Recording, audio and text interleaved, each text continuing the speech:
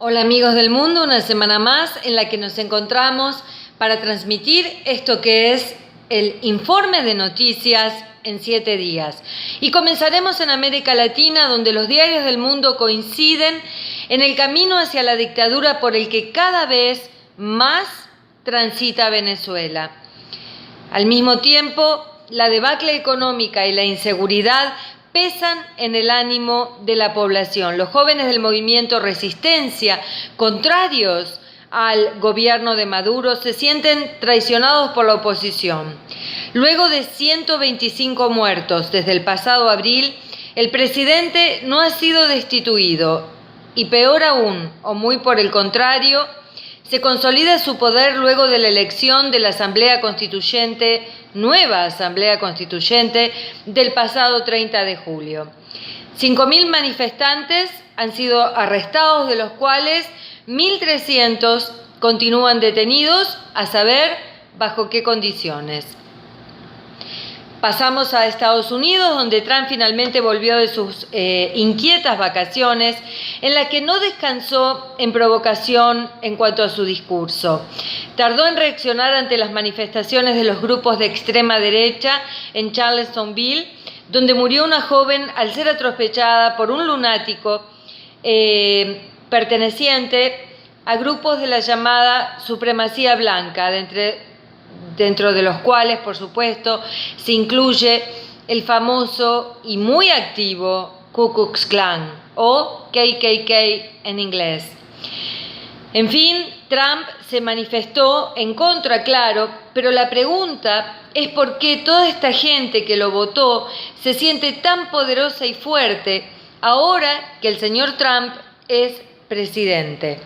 Además, hemos asistido a un discurso de media hora en el que prometió invadir, por supuesto, nuevamente Afganistán, porque considera que ha sido una tarea empezada pero no acabada.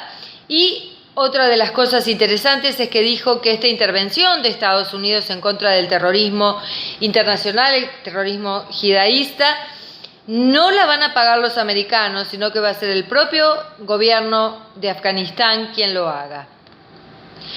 El periódico Le Monde relata en uno de sus artículos que los hechos xenófobos y antiinmigratorios de hoy en Estados Unidos pueden compararse con los ocurridos hace casi un siglo, cuando los anarquistas Sacco y Vanzetti, dirigentes sindicalistas italianos, claro, fueron acusados de haber hecho explotar una bomba causando la muerte de más de 30 personas. El hecho nunca fue comprobado, de todas maneras fueron sentenciados a muerte, y en aquella época, como hoy, había una gran resistencia hacia los irlandeses, en aquel momento italianos, que escapaban de la guerra y el hambre en Europa.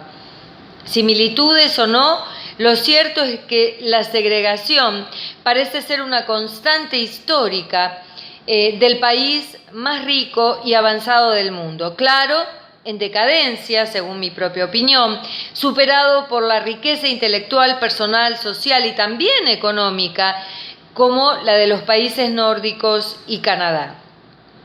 Y hablando de Canadá, allí también hay algunos rastros xenófobos en la oposición de muchos habitantes, sobre todo de la provincia de Quebec, contra la entrada de haitianos.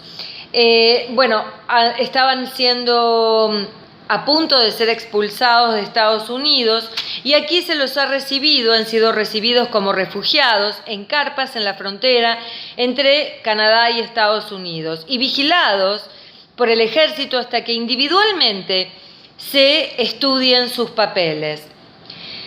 Nos vamos ahora a Asia del Sur, donde el dramático saldo de los deslaves de tierra se ha cobrado la vida de al menos 750 personas, siendo India el país más afectado con 250 muertos.